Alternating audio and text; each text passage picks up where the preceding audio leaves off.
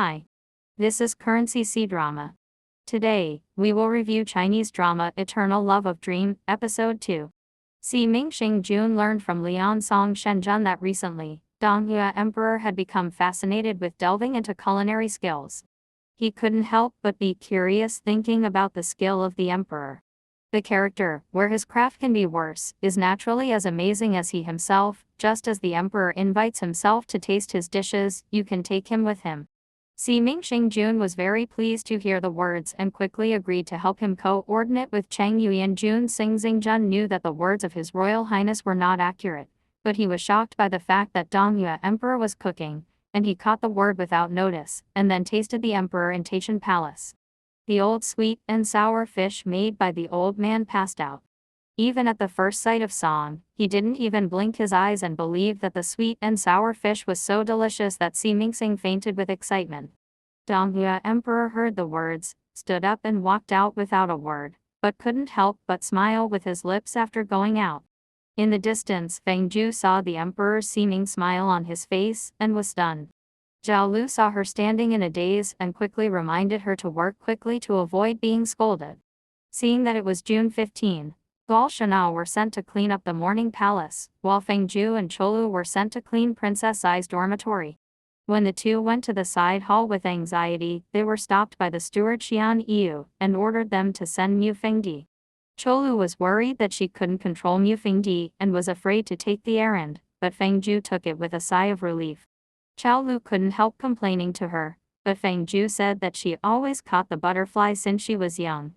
When Feng Jiu held the flower pot and entered the side hall, she happened to meet Princess Ai and instructed her body to spray the flower dew. The flower dew fell on the flower branch, and the Mufeng butterfly stopped on the flower branch, rose into the sky and flew out.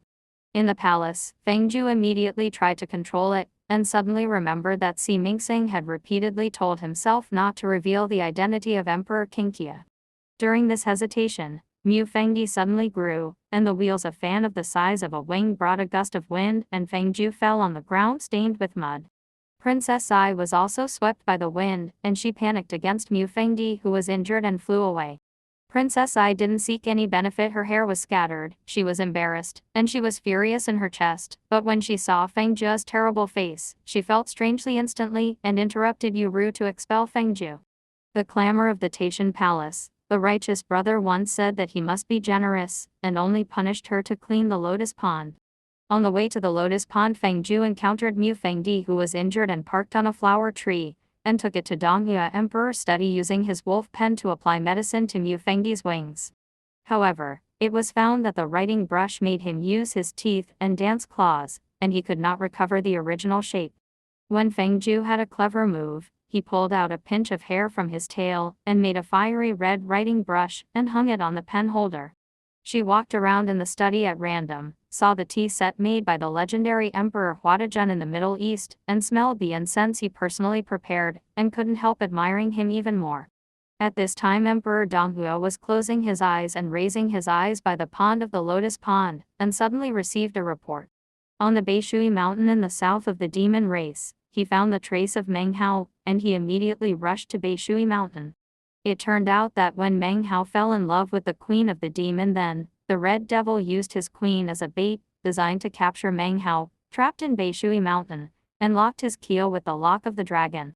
His mana guarding the dragon tree in the pond every year. When Emperor Dong Hua saw his subordinates, he was so embarrassed and very surprised. He did not believe that with Meng Hao's magic power, there would be no way.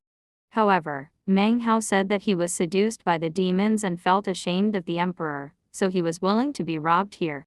Emperor Dong Hua heard that he was still concerned, and sighed, waving his sword to cut off the lock, and turned away without a word. When Dong Hua returned to the palace, Feng Jiu came to clean the lotus pond to see that Feng Jiu was forgotten momentarily, and stood still looking at the purple figure motionless. Seeing this, Princess Ai winked at Yu Ru. Yu Ru scolded and waved Feng Jiu to the lotus pond. Emperor Dong Hua heard the movement here, and wanted to step forward to check it. Princess Ai was afraid he saw Feng Jiu and stopped in front of him. Dong Hua knew of Zai's temperament, and now he no longer entangled, and turned back to the palace. When Zai saw Feng Jiu's true content, he felt jealous in his heart, and immediately expressed his hatred that he would drive Feng Jiu out of the Morning Palace. Dong Hua, who hadn't traveled far, heard her words, summoned her with a loud voice, and Zai was worried that she would be blamed by the righteous brother, so she punished all the Bodhi leaf in the palace. Yu Ru got the instructions from the crane, and in the dark, he threw the wind several times, and swept Feng Jiu's Bodhi leaves everywhere. After seeing Feng Jiu sitting in a daze on the stone stairs, he left proudly. When Feng Jiu was depressed, Mu Fengdi stopped on her shoulder again. Feng Jiu saw her and immediately became happy. Mu Fengdi raised her wings, and the Bodhi leaf in the courtyard was gathered together instantly, and Feng Jiu was delighted when she saw it. Zai learned from Gong's mouth that Feng Jiu had completed the task so quickly and was taken aback. When she went out, she saw that Feng Jiuzeng was playing with Mu Fengdi, and was immediately angry. Feng Jiu argued according to reason, and Zai was even more angry. He trapped Mu Fengdi in a brocade box and threw it into the lotus pond, saying that he would drop it into the world and practice again. Feng Jiu was shocked, and immediately broke away from her to Gong, trying to cast a spell to rescue Mu Fengdi. At this moment, Dong Hua Emperor's servant Chong Lin walked out of the temple, saying that they were making a noise and disturbed Dong Hua Emperor.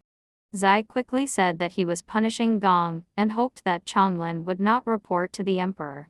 When Chong Lin heard the words, he casually stated that if Feng Jiu had made a mistake, she would punish her to go to the dining room and think about it.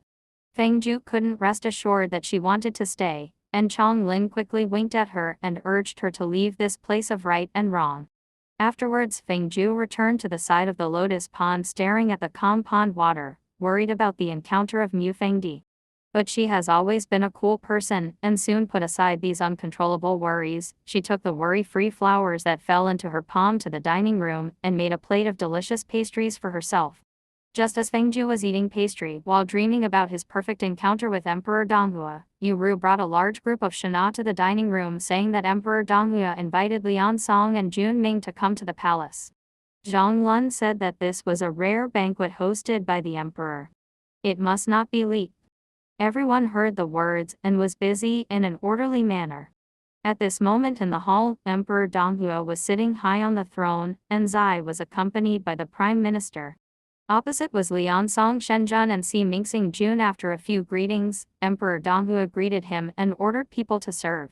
The first one to appear was naturally the emperor's specialty dish, sweet and sour fish. When Si Mingxing Jun heard the 3 words of sweet and sour fish, he instinctively wanted to run away, but was worried about being laughed at. He had to put up with the fear in his heart and humbled each other with Liang Song, and wanted to avoid the last disaster. Liang Song Shenzhen wanted to flicker Si Mingxing Jun, and then to stop himself. He knew that Dong Hua Emperor actually spoke in person and invited him to taste his own skills. Liang Song Shenzhen didn't dare to push it, but had to show his heroism. Courage sandwiched a small piece of fish, put it in his mouth, and after he finally swallowed the bitter and fishy thing, he quickly took up a teacup, slammed a large mouthful of tea, and his face was full of the rest of the life after the disaster fear later. When Dong Hua Emperor saw this, he stepped down from the seat in person, handed a pair of silver badges to Si Mingxing Jun, and signaled to him with a smile. Si Mingxing Jun took it with trembling hands, but even if he took out the righteous courage, he still couldn't control his hand, finally closed his eyes and fainted again. Shen Lianzhen, who was gloating at the side, admired secretly when he saw his divine operation. Zai on the side felt a little embarrassed, and quickly ordered a snack. The dining room was busy at this time, and he refused to open his hands, so Feng Jiu went to deliver snacks. Feng Jiu was happily going to the front hall with a snack, patronizing and thinking that he could finally meet the Emperor Dong Hua, and when he stepped up the stairs, he stepped on his own skirt and fell on a horse. Dim sum flew out. She got up from the ground, quickly picked up the snacks and put them in the tray. After watching them fall a bit pit-like, she cast another spell and added some stuffing on it, so she continued to walk to the front hall. I didn't know that just a few steps away, Feng Jiu met Princess Zai, who had been deliberately stopped by news. Zai picked up the snack, and Ming Feng Jiu went back to the dining room to think about it, and he was not allowed to take another step. Feng Jiu was not reconciled. Seeing that she was almost at the front hall, she could immediately see the Dong Hua Emperor she was thinking about. She didn't want to give up so easily. The Red Devil Zhenshuan wanted his sister, Princess Jiji, to marry Dong Hua Emperor, and embraced him by marriage. Jiji changed his face immediately, waved his brother's hand and turned away. Yan Chuwu, the little swallow demon king who loves Mu Jiji as a whole, was shocked when he heard the words of the demon king. He immediately expressed his love for Jiji. If he did not agree, he would lead his subordinates to rebel, but the demon king turned a deaf ear to his threat.